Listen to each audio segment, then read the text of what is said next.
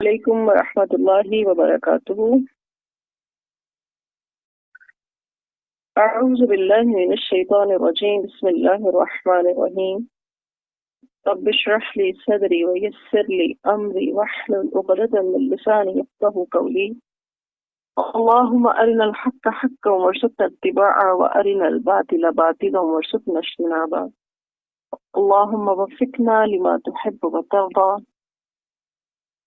اللهم انفعنا بما علمتنا وعلمنا ما ينفعنا وزدنا علما ربي زدني علما۔ الحمدللہ، اللہ سبحانہ و تعالیٰ کی توفیق سے آج ہم اپنا سورۃ البقرہ کا سبق شروع کرنے لگے ہیں، آیت نمبر 219 سے۔ سب سے پہلے ہم لفظی ترجمہ دیکھتے ہیں۔ یسألونک، تو پوچھتے ہیں آپ سے، عن سے، الخمر شراب، والمیسر اور جوا، کل آپ کہہ دیجئے، فیہما ان دونوں میں، اسم گناہ ہے، کبیر بڑا، ومنافع اور فائدے، للناسی لوگوں کے لیے، واسمہما اور ان دونوں کا گناہ، اکبر بہت بڑا ہے، من سے، نفعہما ان کے فائدے سے۔ ویسألونک اور وہ پوچھتے ہیں آپ سے، ماذا کیا کچھ، ينفقون خرچ کریں، کل آپ کہہ دیں، العفو زائد ضرورت، کذالک اسی طرح، یبین بیان کرتا ہے یا واضح کرتا ہے، اللہ لکم تمہارے لیے، الآیات احکامات، لعلکم تاکہ تم تتفکرون تم غور و فکر کرو۔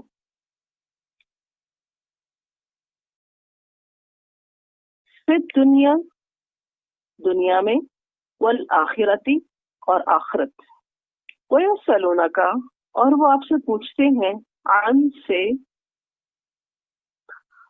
الیتامى یتیموں کے بارے میں، عن الیتامى یتیموں کے بارے میں، کل آپ کہہ دیجئے، اصلاح اصلاح، لہم ان کی، خیر بہتر ہے، وان اور اگر، تخالطوہم ملا لو ان کو، فاخوانکم تو وہ بھائی ہیں تمہارے، واللہ اور اللہ، یعلم جانتا ہے، المفسد خرابی کرنے والے کو، من المصلح اصلاح کرنے والے سے، ولو اور اگر، شاء چاہتا، اللہ اللہ، لعنتکم ضرور مشقت میں ڈالتا تم کو، البتہ ضرور مشقت میں ڈالتا تم کو، ان بے شک اللہ اللہ، عزیز غالب ہے، حکیم حکمت والا ہے۔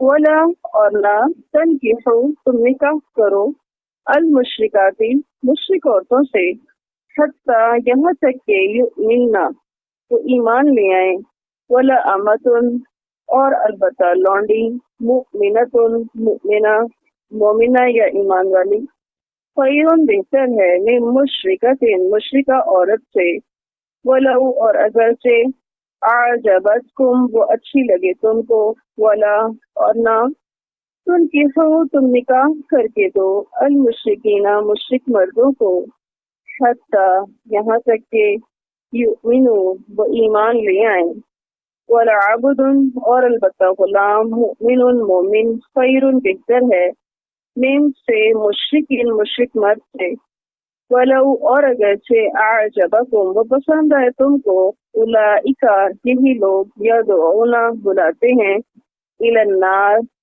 آگ کی طرف، واللہ اور اللہ، یدعو بلاتا ہے، الی الجنت جنت کی طرف، والمغفرۃ اور بخشش کی طرف، باذنہ ساتھ اپنے اذن کے، ویبین اور وہ بیان کرتا ہے، آیاتہ اپنی آیات، للناس لوگوں کے لیے، لعلہم تاکہ وہ، یتذکرون وہ نصیحت پکڑیں۔ ویسألونک اور وہ پوچھتے ہیں آپ سے، عن سے یا بارے میں، المحیض حالت حیض کے، کل کہہ دیجئے یا آپ کہہ دیں، ہوا وہ، اذن گندگی ہے، فاعتزلوا پس تم الگ رہو، النساء عورتوں سے، فی المحیض حالت حیض میں، ولا تقربوہن اور نہ قریب جاؤ ان کے، حتیٰ یہاں تک کہ، یطہرن وہ پاک ہو جائیں، فإذا پس جب، تطہرن وہ پاک ہو جائیں، फ़अतूहुन्ना, तो आओ उनके पास, मिन हैसु, जहाँ से, अमरकुम, हुक्म दिया तुम्हें, अल्लाहु, अल्लाह ने, इन अल्लाह, बेशक अल्लाह, युहिब्बु, दोस्त रखता है, अत्तवाबीना, तौबा करने वालों से, युहिब्बु, और दोस्त रखता है या मोहब्बत रखता है, अल मुतफ़हिरीन, पाक रहने वालों से। निसाउकुम, औरतें तुम्हारी, हर्षुन, खेती हैं, लकुम, तुम्हारे लिए, फ़अतू, बस तुम आओ, हर्षकुम, अपनी खेती को, अन्ना, जहाँ से, शि'तुम, तुम चाहो, वक़द्दिमू, और आगे भेजो, लिअन्फुसिकुम, अपने लिए, वत्तकू, और दौड़ो, अल्लाह, अल्लाह की तरफ, वअलमू, और जान लो, वत्तकू, और डरो, अल्लाह, अल्लाह से, वअलमू, और जान लो, अन्नकुम, कि तुम मुलाक़ूहु, मिलने वाले हो उससे, मुबश्शिर, और खुशखबरी दे दे, अल-मुमिनीना, ईमान वालों।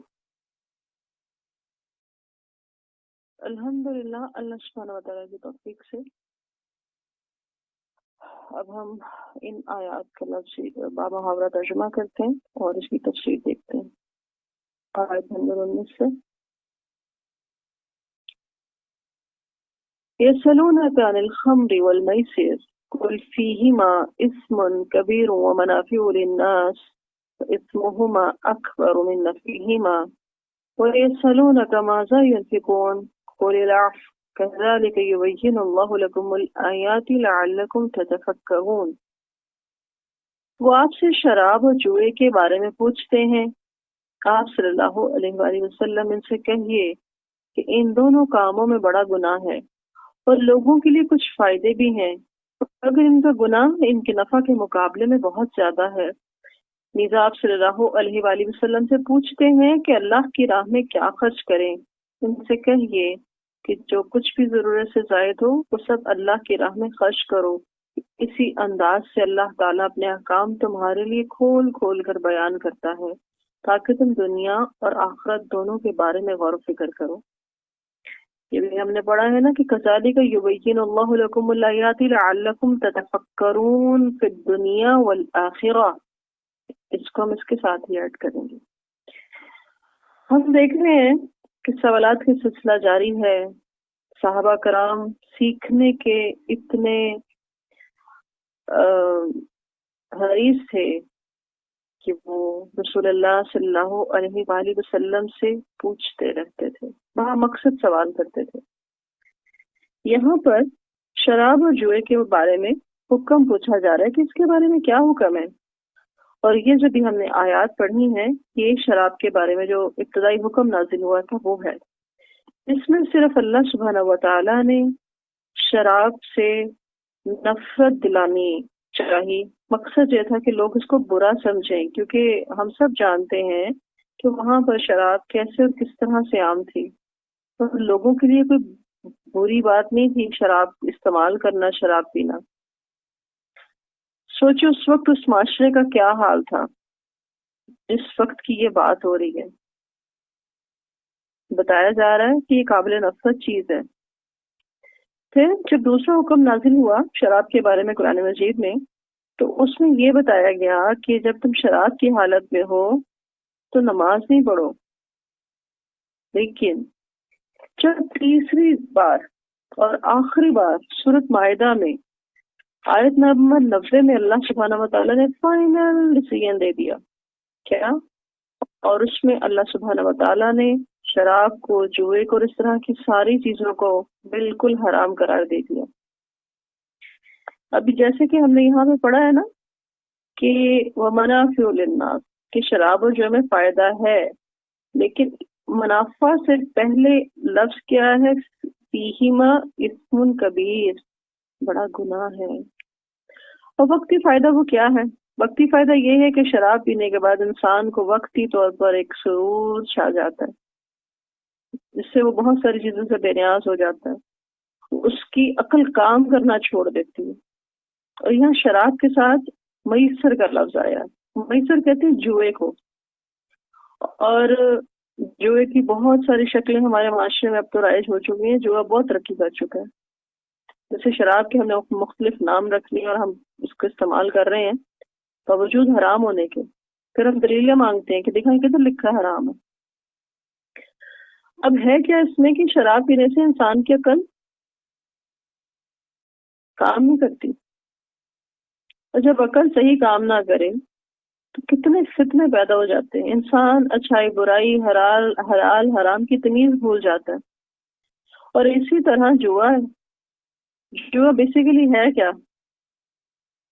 مال مفت دے رہا ہے، آسانی سے حاصل ہو جانے والی چیز، آسانی سے۔ اور جوئے کے جو برے اثرات ہیں جن کو اس چیز کی عادت پڑ جاتی ہے، بعض اوقات وہ اس کھیل میں اپنا سب کچھ ہار جاتے ہیں اور بعد میں پچھتاتے ہیں۔ یہی جوا ہے جو آپس میں جھگڑوں کا سبب بنتا ہے، اور اس سے بہت سارے فسادات پیدا ہوتے ہیں۔ ہم تو جسٹ یہ نام دیتے ہیں نا، جسٹ گیم ہی تو ہے، گیم ہی تو کھیل رہے ہیں، طرح طرح کے ہم نے خوبصورت نام رکھ لیے ہیں اس چیز کے۔ تو بہت زیادہ ڈیٹیل میں نہیں جا رہی، نہ ہی میرا مقصد ہے، میں تو صرف ہلکا ہلکا اس کو بتانا چاہ رہی ہوں کہ خود دماغ کو ہم استعمال کریں، سوچیں، تحقیق کریں کہ غیر محسوس طریقے سے یہ دونوں چیزیں جو ہماری زندگی میں شامل ہیں، چلے ہماری ذاتی زندگی میں نہ صحیح، ہمارے آس پاس معاشرے میں، کہ ہم اتنے یوز ٹو ہو گئے، ہم غلط کو غلط بھی نہیں کہتے بلکہ فتوے تلاش کرتے ہیں اس کو صحیح ثابت کرنے کے لیے۔ اللہ سبحانہ و تعالیٰ ہمیں فائدہ مند علم حاصل کرنے کی توفیق عطا فرمائے، اللہ تعالیٰ ہمیں پاکیزہ رزق عطا کرے، اور اللہ سبحانہ و تعالیٰ ہم سب کو قبولیت والے عمل کی توفیق عطا کرے۔ اب اسی آیت میں ایک دوسرا سوال اور جو پوچھا گیا ہے وہ یسألونک ماذا ینفقون، اور وہ آپ سے پوچھتے ہیں کہ کیا کچھ خرچ کریں، قل العفو، تو اللہ سبحانہ تعالیٰ آگے فرمائے جو کچھ بھی زیادہ خرچ کر دو۔ اب یہاں پر کیا کہا جا رہا ہے کہ ضرورت سے زائد جو بھی مال ہے جب انسان اس کو خرچ کر دیتا ہے نا تو یہ نفی صدقے کی آخری حد ہوتی ہے، لیکن ہمیں سکھایا یہ گیا ہے کہ انسان سارے کا سارا مال اللہ کے راستے میں نہ خرچ کر دے، ایسا خرچ کے بعد میں خود محتاج ہو جائے۔ کیونکہ حضرت ابو ہریرہ رضی اللہ عنہ کہتے ہیں کہ رسول اللہ صلی اللہ علیہ وآلہ وسلم نے فرمایا کہ بہترین صدقہ وہ ہے کہ جس کے بعد آدمی محتاج نہ ہو، اور صدقہ سٹارٹ کہاں سے کرو؟ ان لوگوں سے جو تمہارے زیر کفالت ہیں، اور یہ بخاری کی کتاب الزکوٰۃ کی حدیث ہے۔ دونوں بہت اہم باتیں کہ ایسا صدقہ نہ کرو کہ بعد میں خود مانگنے لگ جاؤ، ہاتھ پھیلاؤ لوگوں کے آگے، اور دوسری بات کہ سٹارٹ ابتدا صدقہ دینے کی کہاں سے کرو؟ زیر کفالت لوگوں سے۔ ہم باہر بڑا چیریٹی کا کام کرتے ہیں، فلاں کا خیال فلاں کا خیال، اپنے بیوی بچے اگنور ہیں، اور عام جملہ بولا جاتا ہے تمہارا اللہ مالک ہے۔ بھائی جن کو آپ باقیوں کو بھی کریں ان کا بھی اللہ ہی مالک ہے، سٹیپ وائز کریں سب کچھ، حقدار کو اس کا حق دیں۔ ایک کا حق مار رہے ہیں اور سمجھ رہے ہیں ہم دوسرے کا حق پورا کر رہے ہیں۔ حدیث کا کچھ مفہوم بتاؤں گی، اور تاریخ سے ہم ایک واقعہ جانتے ہیں، یاد کرتے ہیں کہ ایک موقع پر حضرت ابوبکر صدیق جو تھے وہ اپنا سارا کا سارا مال جنگ کے لیے لیا، اور رسول اللہ صلی اللہ علیہ وآلہ وسلم نے اس کو قبول بھی کر لیا۔ اور ابھی ہم یہاں پر حدیث کیا پڑھ رہے ہیں کہ سب کچھ مت دو کہ بعد میں محتاج ہو جاؤ۔ اب کیوں لے لیا حضرت ابوبکر صدیق سے؟ کہ رسول اللہ صلی اللہ علیہ وآلہ وسلم بہت اچھے طریقے سے جانتے تھے کہ ابوبکر صدیق رضی اللہ عنہ کا کیسا توکل ہے اللہ سبحانہ و تعالیٰ پر۔ اور اس کے ساتھ ہی ایک دوسری اور مثال ملتی ہے انہی دنوں میں، ایک اور صحابی جس کے پاس کچھ بہت زیادہ تو نہیں تھا، لیکن ایک سونے کا ایک انڈے جتنا جو انڈا کا سائز ہوتا ہے نا اتنا سونا تھا ان کے پاس، وہ آئے رسول اللہ صلی اللہ علیہ وآلہ وسلم کو کہا کہ یہ آپ رکھیں جنگ کے لیے۔ آپ صلی اللہ علیہ وسلم نے اوائڈ کیا کہ نہیں ضرورت، پھر دوبارہ کہا کہ آپ صلی اللہ علیہ وسلم اس کو رکھیں جنگ کے لیے پلیز، آپ صلی اللہ علیہ وسلم نے پھر اس چیز کو اوائڈ کیا کہ نہیں ہمیں ضرورت نہیں ہے، آپ رکھو اس کو۔ فائنلی نے وہ اس کو دیا اور اس کو بولا کہ ایسے نہیں کرنا، جیسے بھی میں نے یہ حدیث بتائی ہے نا کہ بعد میں خود محتاج ہوگا، کہ تم یہ تو مجھے صدقہ کر جاؤ گے، مجھے پتہ تمہارے پاس ہے ہی ہے، اس کے بعد تم جا کے لوگوں کے آگے ہاتھ پھیلاؤ گے، تو ایسے صدقے سے منع کیا جا رہا ہے۔ تو اب میرا خیال ہے کہ ہمیں یہ جائزہ لینا ہے کہ کیا چیزیں میرے پاس ضرورت سے زیادہ ہیں اور اس کو میں اچھے طریقے سے کس کو دے سکتی ہوں.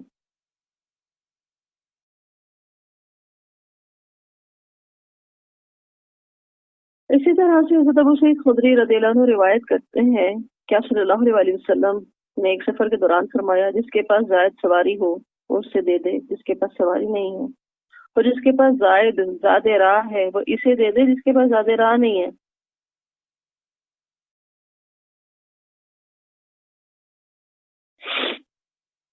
اب ہم یہ دیکھتے ہیں کہ یہاں پہ کہا گیا کہ جو چیز زیادہ ہے وہ دے دو، لیکن صدقے کی کم سے کم حد تو ہوگی نا. صدقے کی جو کم سے کم حد ہے وہ فرض صدقہ ہے جس کو زکوٰۃ کہا جاتا ہے.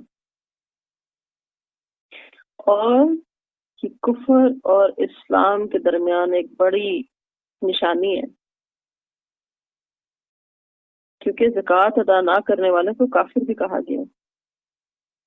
بالکل ایسے ہی کہ جیسے ہم سب کو یہ بات یاد ہوگی، بہت سارے لوگ یہ بات جانتے ہوں گے کہ حضرت ابوبکر صدیق رضی اللہ عنہ نے ایسے لوگوں سے جہاد کیا تھا جنہوں نے زکوٰۃ دینے سے انکار کر دیا تھا.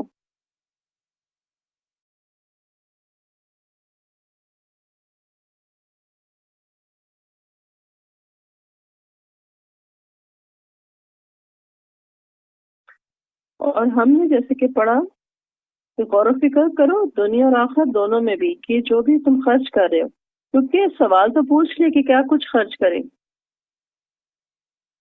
ایسا خرچ کریں جو آخرت میں بھی کام آ جائے، نیت کو رکھیں جو آخرت میں بھی فائدہ دے. پھر دنیا والآخرہ وَيَسْأَلُونَكَ عَنِ الْيَتَامَى قُلْ إِصْلَاحٌ لَهُمْ خَيْرٌ وَإِن تُخَالِطُوهُمْ فَإِخْوَانُكُمْ وَاللَّهُ يَعْلَمُ الْمُفْسِدَ مِنَ الْمُصْلِحِ وَلَوْ شَاءَ اللَّهُ لَأَعْنَتَكُمْ إِنَّ اللَّهَ عَزِيزٌ حَكِيمٌ. پلیز وہ آپ سے یتیموں کے بارے میں پوچھتے ہیں. ایک اور سوال، ان سے کہیے کہ ان کی اصلاح کا طریقہ کار اختیار کرنا ہی بہتر ہے، اور اگر انہیں اپنے ہی گھر میں ساتھ رکھ لو تو آخر میں تمہارے بھائی ہی ہیں، اور اللہ سبحانہ و تعالی اصلاح کرنے والے اور بگاڑ کرنے والے دونوں کو خوب جانتا ہے. اور اگر اللہ چاہتا تو اس معاملے میں تم پر سختی بھی کر سکتا تھا، بے شک اللہ صاحب اختیار اور حکمت والا ہے. اس حکم سے پہلے یتیموں کے بارے میں 2 حکم نازل بھی ہو چکے تھے. ایک یہ تھا کہ یتیموں کے مال کے قریب بھی نہ جاؤ، اور دوسرا یہ تھا کہ جو لوگ یتیموں کا مال کھاتے ہیں وہ اپنے پیٹوں میں آگ بھرتے ہیں. تو اب جب یہ 2 حکم آ چکے تھے تو مسلمان بہت زیادہ محتاط ہو گئے یتیموں کے بارے میں. اور کیا کیا انہوں نے کہ ان کے مال اپنے مال سے بالکل الگ کر دیے. اور اس طرح بعض اوقات ایسا ہوتا کہ یتیموں کا بہت نقصان بھی ہو جاتا تھا. مطلب جو اب یتیم کے لیے چیز پکی ہے آئی ہے، اب جو تو انہوں نے استعمال کی سو کی، باقی چیز ضائع ہو جاتی. تو اس بارے میں جب رسول اللہ صلی اللہ علیہ وآلہ وسلم سے سوال کیا گیا تو اللہ سبحانہ و تعالیٰ نے یہ آنسر کیا کہ اصل جو چیز ہے وہ ہے یتیموں کے ساتھ خیر خواہی کی جائے، ان کی اصلاح کی جائے. مقصد یہ ہے. تو اب وہ مقصد کیا ہے یتیموں کے ساتھ بھلائی اور خیر خواہی کا، اس کے لیے جو بھی طریقہ تم استعمال کرنا چاہو تم کر سکتے ہو. چاہے اپنے مال ان کے مالوں کے ساتھ ملا لو کہ ان کا مال بھی صحیح رہے، ضائع بھی نہ ہو اور تمہارا بھی ہو. الگ بھی کر سکتے ہو. پیچھے بیس کیا ہوگی کہ یہ دیکھا جائے گا کہ تمہاری اپنی نیت کیا ہے. ان کے مال کے ذریعے اپنا مال بڑھانا ہے یا انہی کے مال کے ذریعے ان کی خیر خواہی مقصود ہے. کیونکہ اللہ سبحانہ و تعالی کیا چاہتا ہے کہ یتیم کے ساتھ خیر خواہی کی جائے. اس کا سرپرست باپ تو نہیں ہے، لیکن باقی جو لوگ اس کے کیئر ٹیکر ہیں وہ اس کے ساتھ بھلائی کریں، نہ کہ اس کو کمزور سمجھتے ہوئے، نہ سمجھتے ہوئے اس کا نقصان کرتے جائیں. اللہ سبحانہ و تعالیٰ تو خوب جانتا ہے کہ تم کب اور کیا اور کیسے کر رہے. جبکہ اگر اللہ چاہتا تو تم پر بہت ساری پابندیاں عائد کر کے سختی بھی کر سکتا تھا، لیکن اللہ سبحانہ و تعالیٰ نے کیا بتایا ہے کہ ان اللہ عزیز الحکیم، وہ غالب ہے لیکن وہ حکیم بھی ہے. اس کی حکمتیں ہیں کہ وہ ہمیں ان کے ساتھ انوالو کر کے ہمیں کیا عطا کرنا چاہ رہا ہے. ہم یہ حدیث سن چکے ہیں نا اور پڑھ چکے ہیں کہ رسول اللہ صلی اللہ علیہ وسلم نے فرمایا کہ قیامت کے دن یتیم کی کفالت کرنے والا اور میں یوں دونوں ساتھ ہوں گے جنت میں۔ تو اگر جو شخص اس کام کے اندر اس کے زیر کفالت کو یتیم آ گئے ہیں، باپ فوت ہو چکا ہے، ان کا بزنس یا بہت ساری چیزیں کچھ رشتے داروں میں سے کوئی ایک تعینات ہو گیا، وہ دیکھ رہا ہے، ہینڈل کر رہا ہے، اور وہ سمجھے کہ اچھا ان کو کیا پتا، میں اتنا تو کر رہا ہوں نا، تو میرا بھی تو حق بنتا ہے۔ تو جی آپ کا جو حق بنتا ہے بس اتنا سا لیں، ان کو نقصان نہ پہنچائیں، اجر کی امید رکھیں، کیونکہ اگر اللہ حکیم ہے تو اللہ عزیز بھی ہے، اگر اس کی پکڑ آ گئی تو کیا ہوگا۔ آگے آیت نمبر 221 میں اللہ سبحانہ وتعالیٰ فرما رہے ہیں وَلَا تَنْكِحُوا الْمُشْرِكَاتِ وَلَا تَنْكِحُوا الْمُشْرِكَاتِ حَتَّى يُؤْمِنْ وَلَأَمَةٌ مُؤْمِنَةٌ خَيْرٌ مِّن مُشْرِكَةٍ وَلَوْ أَعْجَبَتْكُمْ وَلَا تُنْكِحُوا الْمُشْرِكِينَ حَتَّى يُؤْمِنُوا وَلَعَبْدٌ مُؤْمِنٌ خَيْرٌ مِّن مُشْرِكٍ وَلَوْ أَعْجَبَكُمْ أولئك يدعون إلى النار والله يدعو إلى الجنة والمغفرة بإذنه ويبين آياته للناس لعلهم يتذكرون۔ اور مشرک عورتوں سے اس وقت تک نکاح نہ کرو، اور مشرک عورتوں کو نکاح کر کے نہ دو یہاں تک کہ وہ ایمان نہ لے آئے۔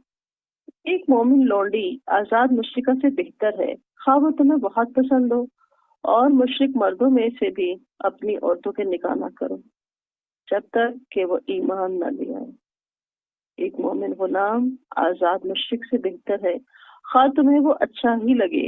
یہ مشرک لوگ تو تمہیں دوزخ کی طرف بلاتے ہیں، جبکہ اللہ سبحانہ وتعالی اپنے اذن سے تمہیں جنت اور مغفرت کی طرف بلاتا ہے۔ اللہ تعالیٰ اپنے احکام اسی انداز سے کھول کھول کر لوگوں کے لیے بیان کرتا ہے تاکہ وہ نصیحت حاصل کریں۔ ہم سب یہ بات جانتے ہیں کہ مرد اور عورت کے درمیان جو نکاح کا تعلق ہے وہ محض جذبات کے شہوانی خواہشات میں مبنی نہیں ہے۔ اس تعلق کے بڑے اثرات ہیں، کیونکہ جب انسان ایک دوسرے کے ساتھ رہتا ہے تو اس کے اخلاق کا، اس کے انداز کا، اس کی سوچ کا، اس کی تہذیب کا ایک دوسرے کا اثر پڑتا ہے، اس لیے اس چیز سے منع کیا گیا۔ اس کے لیے مثال ایسے ہے کہ ایک مومن ایک مشرکہ سے جب نکاح کرتا ہے تو اگر وہ مومن اپنے ایمان میں پختہ ہے، اپنے علم میں اپنی بیوی سے زیادہ بڑھ کر ہے، اور پھر اس کا ارادہ بھی پکا ہے، پرعزم انسان ہے، تو اس صورت میں وہ اپنی بیوی کی اور اپنے سسرال کی اصلاح کر سکتا ہے، دین کی طرف مائل کر سکتا ہے۔ ورنہ ہوتا کیا ہے، مرد مغلوب ہو جائے گا اور عورت کی سوچ، وہ مشرکہ بھی ہے، مرد پہ غالب آ جائے گی، اس کا ایمان خطرے میں پڑ جائے گا۔ اور اگر دونوں ہی اپنی اپنی جگہ پکے ہوں تو ہر ٹائم ان کے درمیان ایک جنگ چھڑی رہے گی، وہ کہے گا میں ٹھیک ہوں، وہ کہے گی میں ٹھیک ہوں۔ اور اگر دونوں ہی سست ہوں، بین بین ہوں، تو دونوں شرک اور توحید کے درمیان سمجھوتا کرنے پہ مجبور ہو جائیں گے۔ تو یہ چیز ٹھیک نہیں ہے۔ تو ہم دیکھتے ہیں کہ اس طرح سے نقصان زیادہ ہے، تو اس لیے اللہ سبحانہ وتعالیٰ سے نکاح سے منع کر رہے ہیں، اور فرما کیا رہے ہیں کہ نکاح کے لیے ظاہری خوبصورتی کو سب سے زیادہ پرائرٹی دینے کے بجائے ایمان کو سب سے پہلی پرائرٹی دو۔ یہ ہے شرط ایک مسلمان کے لیے کہ اس کا ایمان کیسا ہے، یہ ہے شرط۔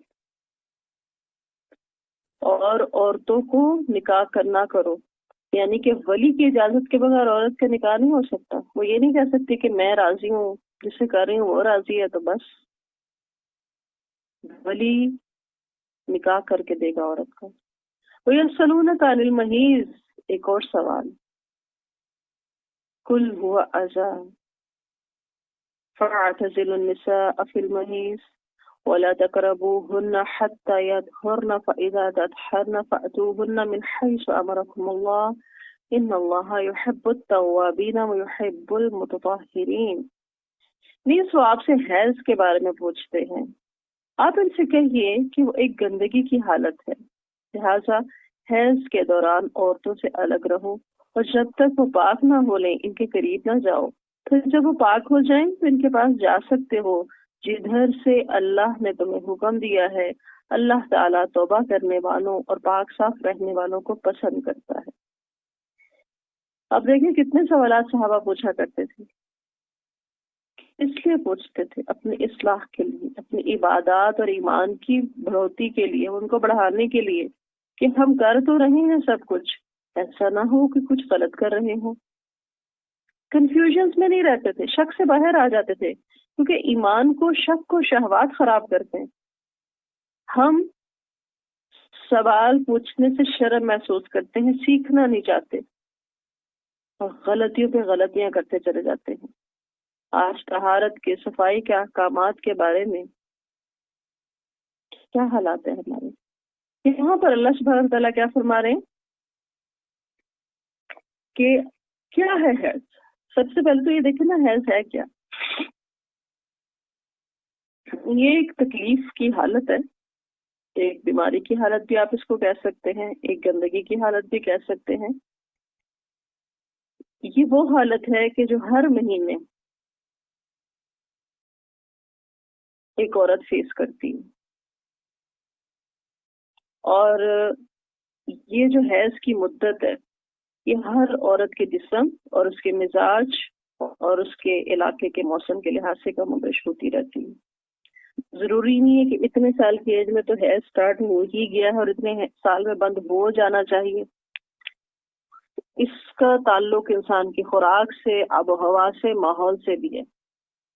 لیکن اگر ہم دیکھیں تو حیض کی جو کم سے کم مدت ہے وہ 3 دن ہے، اور حیض کی جو سب زیادہ سے زیادہ مدت ہے وہ 10 دن ہو سکتی ہے۔ ہر انسان، ہر عورت کی اپنی اپنی عادت ہے، اور ہر عورت کو اپنی عادت کا علم ہوتا ہے کہ روٹین میں جب سے اس کو یہ شروع ہوا ہے تو عموماً اس کے کتنا ڈیز چلتے ہیں۔ اس کے علاوہ جو ڈیز مسلسل جیسے جو خون آنا ہے وہ استحاضہ بھی ہے، اور وہ ایک بیماری ہے، وہ ایک رگ کا خون ہے۔ اب اس میں صحابہ کا سوال یہ تھا کہ حیض کیا ہے اور کیا معاملات ہونے چاہیے عورتوں سے اس دوران۔ اللہ فرما رہے ہیں الگ رہو اور ان کے قریب نہ جاؤ۔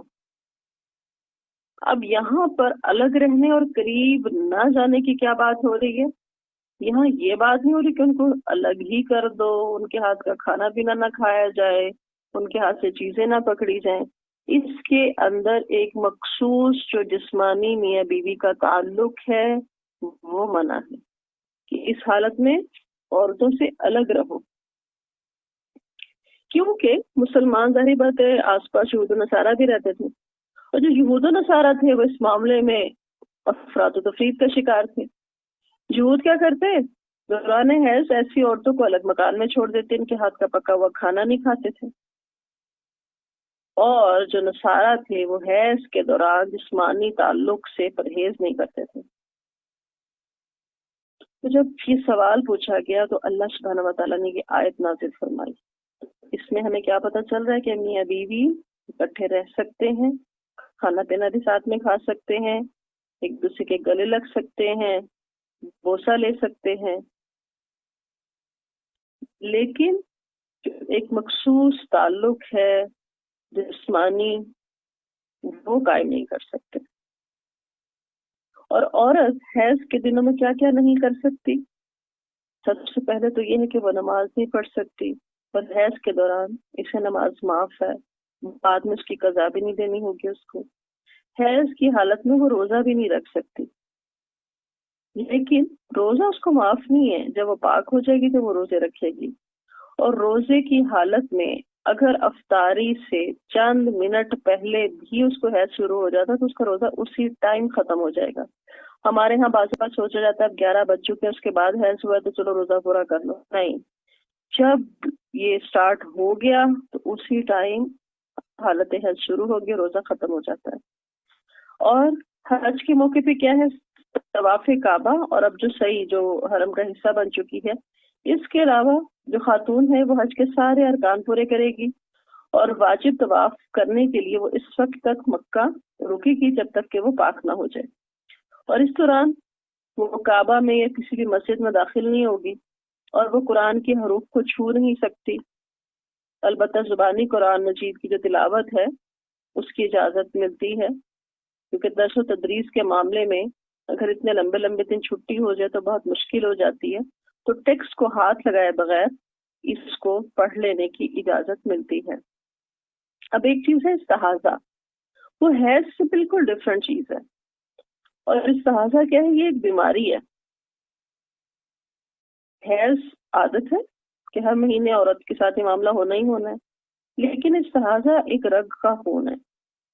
اب لہٰذا یہ جو استحاضہ ہے اس کے اندر وہ ساری پابندیاں نہیں ہوتی جو حیض میں ہوتی ہیں، ایون کہ استحاضہ کی حالت میں میاں بیوی کا جو ریلیشن ہے، فزیکل ریلیشن، وہ بھی ہو سکتا ہے، لیکن حالت حیض میں نہیں ہو سکتا۔ لیکن اگر کوئی کر لیتا ہے تو اس پر اس کو توبہ استغفار بھی ہے اور کچھ دینار صدقہ بھی ہے۔ نساؤكم حرث لكم فأتوا حرثكم أن شئتم وقدموا لأنفسكم واتقوا الله واعلموا أنكم ملاقوه وبشر المؤمنين۔ عورتیں تمہاری کھیتیاں ہیں، لہٰذا جدھر سے تم چاہو اپنی کھیتی میں آؤ، مگر اپنے مستقبل کی بھلائی کا خیال رکھو اور اللہ سے ڈرتے رہو، اور یہ جان لو کہ تم اس سے ملنے والے ہو۔ اور جو لوگ ان باتوں پر ایمان لاتے ہیں، اے نبی صلی اللہ علیہ وآلہ وسلم، انہیں کامیابی کی خوشخبری سنا دیجئے۔ وبشر المؤمنین۔ اب یہاں پر نساؤکم حرث لکم، عورتیں تمہاری کھیتیاں ہیں، اس سے کیا مراد ہے؟ اور کہا جا رہا ہے کہ فَأْتُوا حَرْثَكُمْ أَنَّ شِئْتُمْ، آؤ اپنے کھیت کی طرف جہاں مرضی سے تم چاہو۔ ایک دفعہ کا ذکر ہے کہ حضرت عمر رضی اللہ عنہ رسول اللہ صلی اللہ علیہ وسلم کے پاس آئے اور کہنے لگے کہ میں تو ہلاک ہو گیا۔ آپ صلی اللہ علیہ وسلم نے پوچھا تمہیں کس چیز نے ہلاک کیا؟ کہنے لگے آج میں نے اپنی سواری پھیر لی۔ آپ نے کچھ جواب نہ دیا یہاں تک کہ یہ آیت نازل ہوئی۔ پھر آپ صلی اللہ علیہ وسلم نے فرمایا کہ آگے سے صحبت کرو یا پیچھے سے، یعنی عورت کے ساتھ جو جسمانی تعلق ہے وہ آگے سے ہو یا دبر سے، پیچھے سے، لیکن جگہ ایک ہی ہے۔ دبر کہتے ہیں پخانے کی جگہ کو، ادھر سے کرنا جائز نہیں ہے۔ آپ صلی اللہ علیہ وسلم نے فرمایا آگے سے صحبت کرو یا پیچھے سے، مگر دبر میں یا حیض کی حالت میں مجامت نہ کرو، یعنی یہ جسمانی تعلق نہ بناؤ۔ اور کھیت کی مثال کیوں دی گئی کہ دیکھیں کھیت میں کسان بیج ڈالتا ہے کس لیے؟ فصل حاصل کرنے کے لیے۔ تو نکاح کا ایک مقصد کیا ہے؟ وَقَدِّمُوا لِأَنفُسِكُمْ، آگے کے لیے تو محنت کرو، جسٹ فار انجوائمنٹ بھی تعلق نہیں ہے۔ شادی تو ہو جائے اور ہم کہہ بھی ہم بچے نہیں پیدا کر سکتے، ابھی پلان نہیں ہے ہمارا، ابھی ہم اس کنڈیشن میں نہیں ہے، نو، یہ سوچ نہیں ہونی چاہیے۔ شادی تو ہو گئی ہے لیکن ہم ابھی افورڈ نہیں کر سکتے، یہ سوچ پیدا ہو جانا، یہ سوچ نہیں ہونی چاہیے۔ اور اپنی اس جنسی تسکین کے لیے جو طریقہ چاہیں استعمال کریں، شریعت ہمیں سکھاتی ہے کہ کیا جائز ہے اور کیا ناجائز ہے۔ تو کلیئرلی حدیث میں یہ بات آ جاتی ہے کہ پخانے کی طرف سے، ادھر سے کوئی بھی شوہر اپنی بیوی سے تعلق نہیں رکھ سکتا۔ اور وَقَدِّمُوا لِأَنفُسِكُمْ، یعنی اولاد حاصل کرنے کی خاطر یہ کام کرو۔ جیسے کسان کھیت میں بیج کیوں ڈالتا ہے؟ فصل حاصل کرنے کے لیے۔ اسی لیے یہ کام بھی کس لیے ہو کہ آگے دنیا سے ہمارے جانے کے بعد جو اچھے کام ہم کر رہے ہیں ہماری اولاد اس کو لے کے چلنے والی ہے، اچھا صدقہ جاریہ چھوڑ کے جائیں، اچھا صحت مند معاشرہ پروان چڑھائیں، اچھے با اخلاق لوگ معاشرے کا حصہ بنیں۔ اس سوچ کے ساتھ اس کام کو ہونا چاہیے۔ اور کیوں کریں ہم ایسا؟ ہمیں اللہ سے اجر چاہیے، ہمیں اس کے بدلے بھی آخرت بنانی ہے. چاہے یہ انسان کی ایک جنسی ضرورت ہے تو اس کے ساتھ لگی ہوئی ہے، اس کے لیے اللہ تعالیٰ نے حلال طریقے بتائے ہیں. اور نیت کیا رکھو، اجر و ثواب ملے گا آخرت میں، اور دنیا میں بھی یہ اولاد آنکھوں کی ٹھنڈک بنے گی. وَلَا تَجْعَلُوا اللَّهَ عُرْضَةً لِأَيْمَانِكُمْ أَن خسارے میں ہو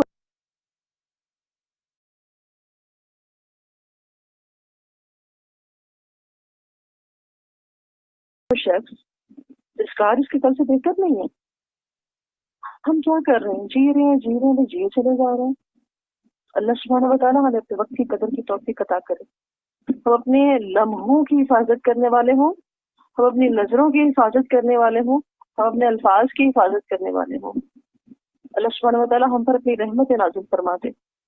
اللہ تعالیٰ ہم پہ وہ بوجھ نہ ڈالے جو ہم اٹھانے کی طاقت نہیں رکھتے. اللہ تعالیٰ ہم کوششیں کر رہے ہیں، ہم بچنا چاہتے ہیں، اللہ ہمیں بچا لے. اور حدیث کا مفہوم ہے کہ جو بچنا چاہتا ہے اللہ اس کو بچا لیتا ہے. کیونکہ بہت سارے گناہ ایسے ہوتے ہیں جو ہم نہیں چھوڑ رہے ہوتے، چھوڑنا چاہتے ہیں چھوڑتے نہیں ہیں. یاد رکھیں اس حدیث کو، جو صبر کرنا چاہتا ہے اللہ اس کو صبر دے دیتا ہے. من جدہ وجدہ. ربنا لا تزغ قلوبنا بعد إذ هديتنا وهب لنا من لدنك رحمة إنك أنت الوهاب. اللهم أحسن عاقبتنا في الأمور كلها وأجرنا من خزي الدنيا وعذاب الآخرة. وصلى الله تعالى على خير خلقه محمد وآله وصحبه أجمعين برحمتك يا أرحم الراحمين. إلهي آمين.